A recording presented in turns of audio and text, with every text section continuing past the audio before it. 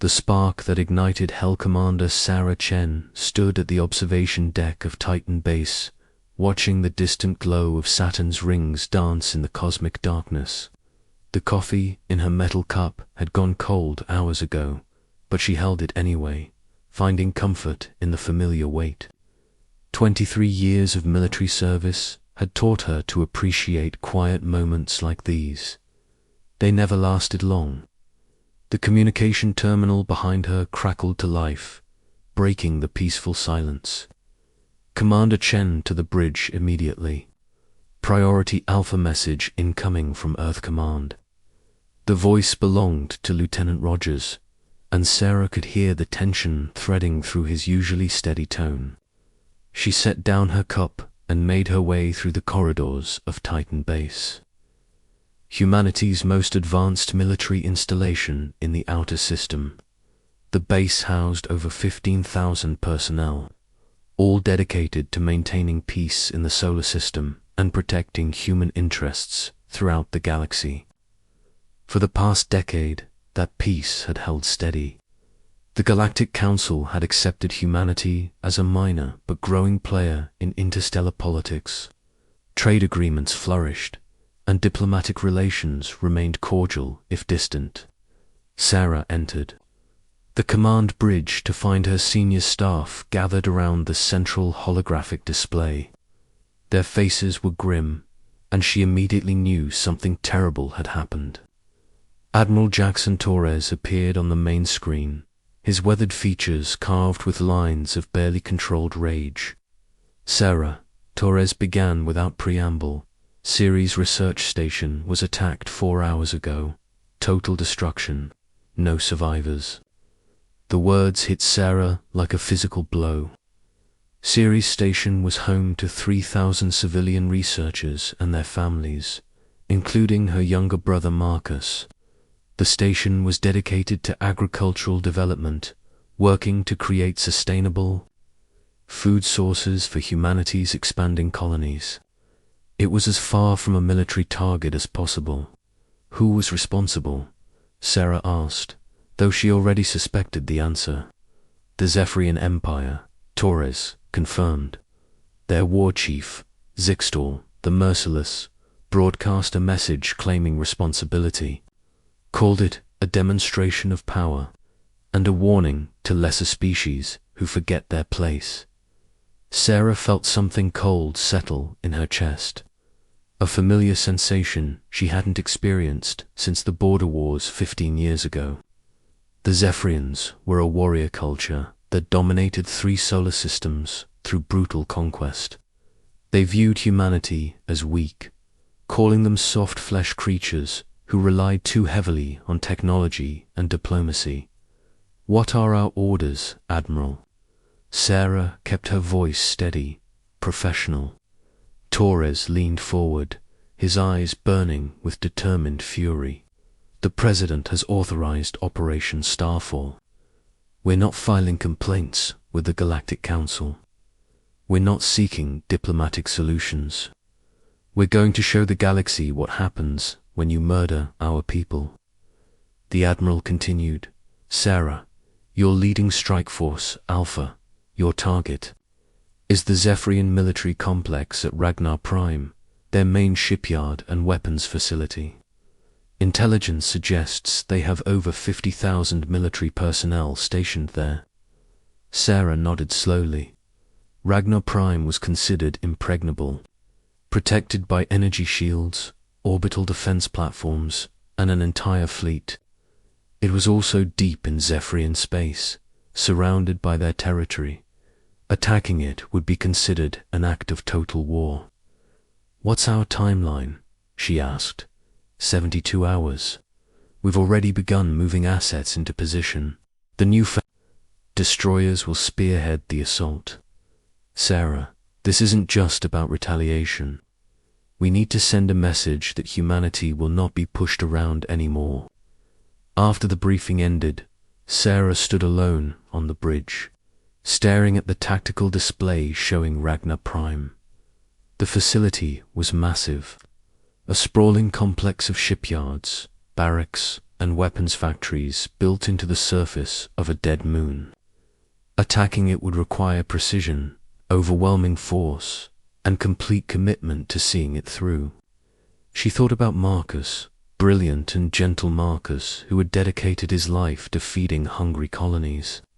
He had always believed that humanity's greatest strength was its compassion, its willingness to help others survive and thrive. Now he was gone, vaporized along with thousands of other innocent people because some alien warlord wanted to prove a point. The next 72 hours passed in a blur of preparation and planning. Sarah assembled her strike force, selecting only volunteers, for what many considered a suicide mission. The Phantom-class destroyers were humanity's newest and most advanced warships, equipped with experimental quantum shields and plasma weaponry that could punch through almost any defense. Captain Jake Morrison, Sarah's second-in-command, joined her in the war room as they finalized their assault plans. Jake was a veteran of the border wars, a man who understood that sometimes peace required terrible violence. The Zephyrians won't expect us to strike this deep into their territory, Jake observed, studying the holographic battle plans. They think we're too civilized for this kind of warfare. Sarah looked up from the tactical display. They're about to learn otherwise. Every ship, every gun emplacement, every military facility on that moon gets turned to glass. No prisoners, no mercy. And if the Galactic Council objects, Jake asked, then they can file a complaint. Sarah replied coldly. We tried playing. By their rules, we were peaceful, diplomatic, respectful. Look where it got us. 3,000 dead civilians and a galaxy that thinks we're weak. The strike force departed Titan base under cover of darkness, jumping to hyperspace in a tight formation. 8 Phantom destroyers, 2 heavy cruisers, and a single dreadnought made up the fleet. It was small compared to the massive armadas that larger species could deploy, but it represented the cutting edge of human military technology. The journey to Zephyrian space took 18 hours. During that time, Sarah walked through the ship, speaking with her crew. These were professionals, men and women who had volunteered for what might be a one-way mission. They understood the stakes. They had all lost friends or family at Ceres Station when they emerged from hyperspace at the edge of the Ragnar system. The Zephyrian defenders were caught completely off guard. Their patrol ships were scattered, conducting routine sweeps rather than maintaining defensive formations. Sarah's fleet had achieved total surprise. All ships commence attack. Primary targets are the orbital platforms, then the surface installations. Remember, no survivors, Sarah commanded. The battle began with devastating efficiency. The Phantom destroyers unleashed their plasma cannons, tearing through Zephyrian shields like paper. The alien defense platforms returned fire, but their weapons were designed to fight conventional enemies, not the advanced human warships. Within minutes, the orbital defenses were burning wreckage. The surface installations followed quickly, after entire complexes disappearing in brilliant flashes of superheated plasma. The Zephyrian fleet tried to respond, but they were too scattered and too slow. Sarah watched the destruction from her command chair, feeling nothing but cold satisfaction. As decades of Zephyrian military infrastructure was reduced to molten slag, this was not just revenge for Ceres Station. This was a message to every species in the galaxy. Humanity would not be underestimated again. The battle lasted 6 hours. When it ended, Ragnar Prime was a lifeless, scorched wasteland. Over 60,000 Zephyrian military personnel were dead, and their most important shipyard was completely destroyed. Sarah's fleet had lost only 2 ships and suffered minimal casualties. As the human fleet prepared to depart, Sarah ordered a final message broadcast on all Zephyrian military frequencies.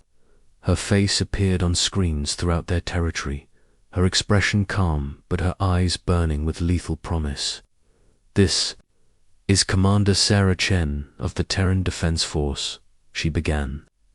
"Ragnar Prime has been destroyed in retaliation for your unprovoked attack on Ceres Station.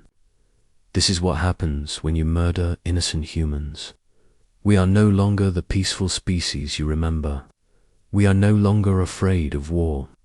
If any species threatens humanity again, we will not seek justice through the Galactic Council.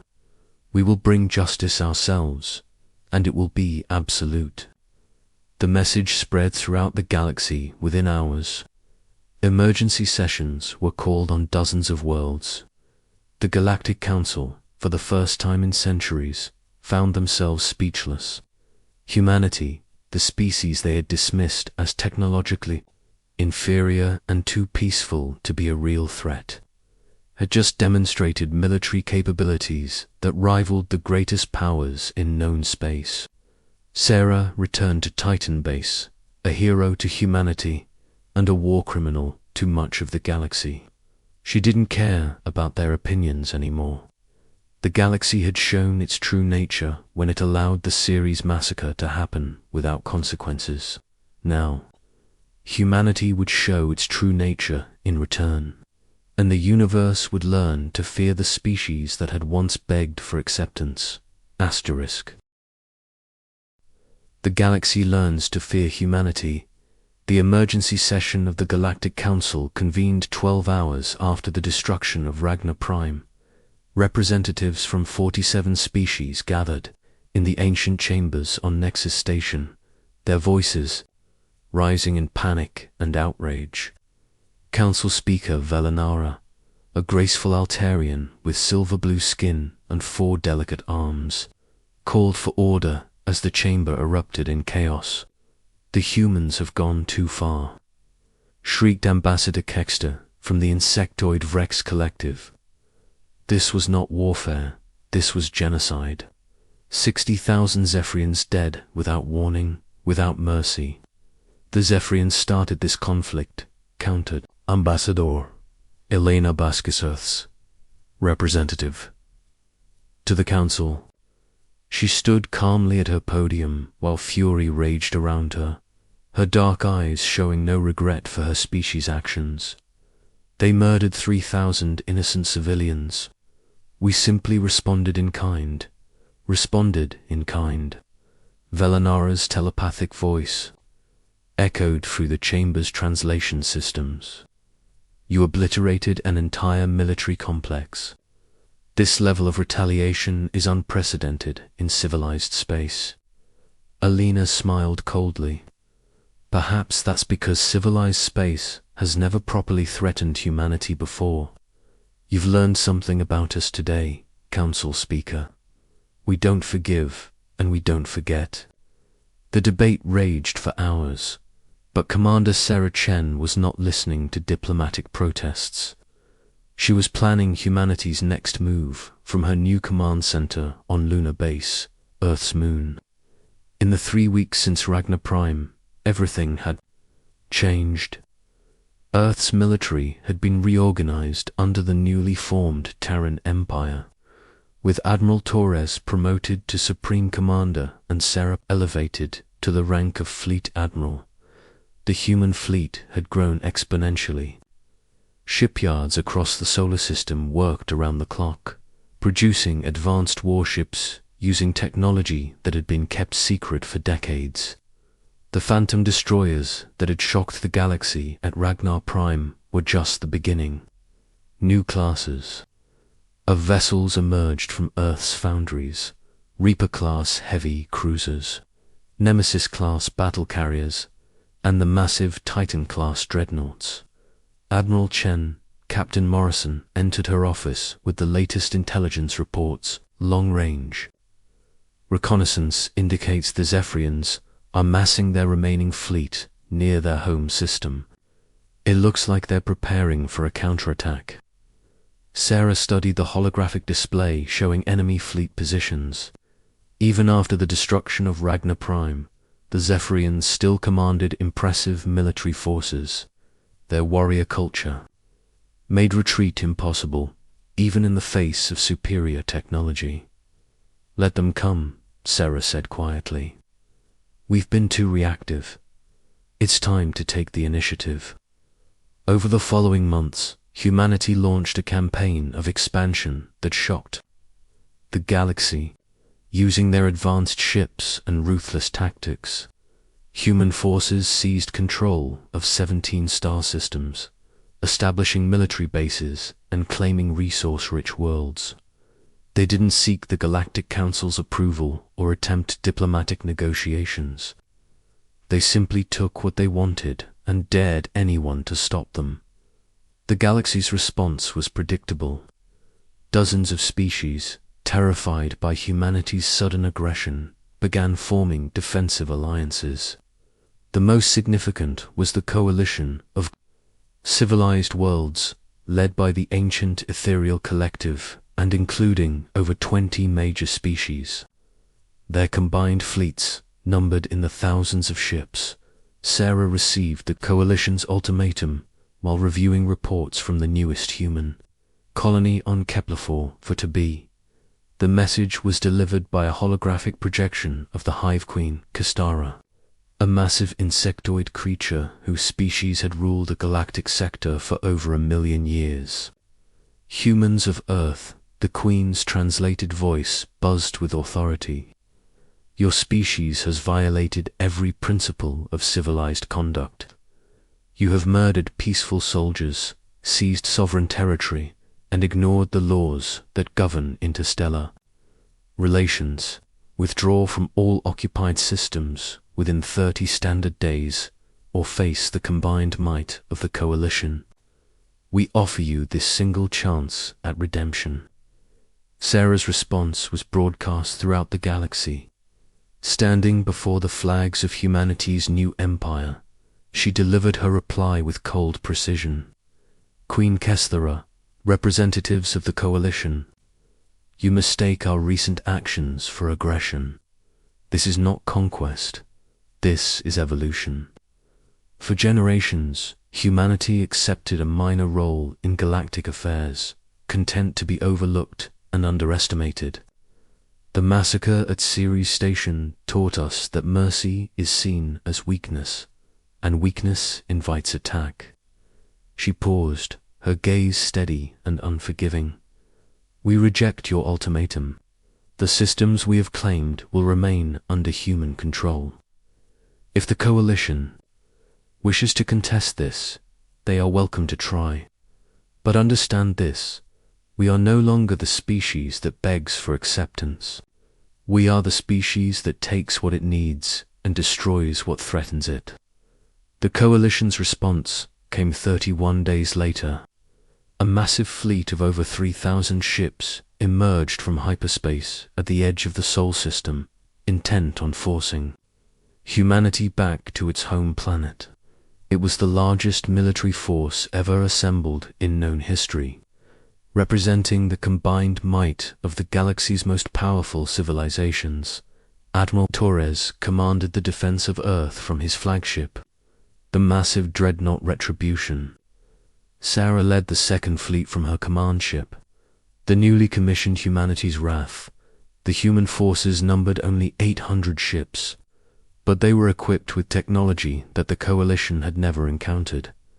The battle began at the edge of the outer system, near Neptune's orbit. Coalition forces expected to overwhelm the human fleet through sheer numbers, but they had underestimated the devastating effectiveness of human weapons. The new quantum torpedoes could penetrate any known shielding, while plasma cannons superheated enemy hulls until they explosively decompressed. For 6 hours, the space around Neptune became a graveyard of burning ships. Coalition forces pressed their attack with desperate courage, but human tactical superiority and technological advantages proved decisive. Wave after wave of alien vessels were destroyed, their wreckage forming a glittering debris field that reflected the distant sun. But humanity's true advantage was not their ships or weapons. It was their willingness to use any means necessary to achieve victory. As coalition forces regrouped for a final assault on Earth itself, Sarah gave the order that would forever change the galaxy's perception of humanity. "Activate Project Daybreak," she commanded. Hidden within the asteroid belt, a massive weapons platform came online. It had been under construction for 20 years. Disguised as a mining operation and powered by technology reverse-engineered from alien artifacts, the weapon was capable of creating artificial solar flares, directing stellar energy across interplanetary distances. The first pulse struck the coalition fleet's center formation, instantly vaporizing over 200 ships. The second pulse, fired 3 minutes later, eliminated their command vessels and most of their heavy cruisers. The third pulse broke their formation entirely, scattering the survivors in panic. Queen Kastara's flagship attempted to retreat, but human pursuit ships caught up with it near Jupiter. Sarah personally boarded the alien vessel with a marine assault team, cutting through the ship's defenders to reach the bridge. The Hive Queen was dying when Sarah found her, her massive form pierced by human plasma weapons. With her last breath, she whispered a question that would haunt Sarah for years to come. "What have we created?" the Queen asked. "What monster did our fear and hatred bring into being?" Sarah looked down at the dying alien leader, feeling no satisfaction in victory. "You created us," she replied quietly. "You taught us that in this galaxy, only the strong survive." The Coalition's defeat marked the end of organized resistance to human expansion. Within 5 years, the Terran Empire controlled over 100 star systems and commanded respect through fear across known space. The Galactic Council was dissolved and replaced with a human-led galactic authority. Sarah stood once again at the observation deck, but now she looked out from the window of New Geneva Station, humanity's capital in the Alpha Centauri system. The view showed a thriving human colony, with thousands of ships coming and going as the Empire's influence spread throughout the galaxy. Captain Morrison joined her, now promoted to Admiral and serving as her Chief of Staff. "The reports from the Outer Rim are encouraging," he said. "Former Coalition species are requesting membership in the Terran Empire. They want our protection." "Protection from whom?"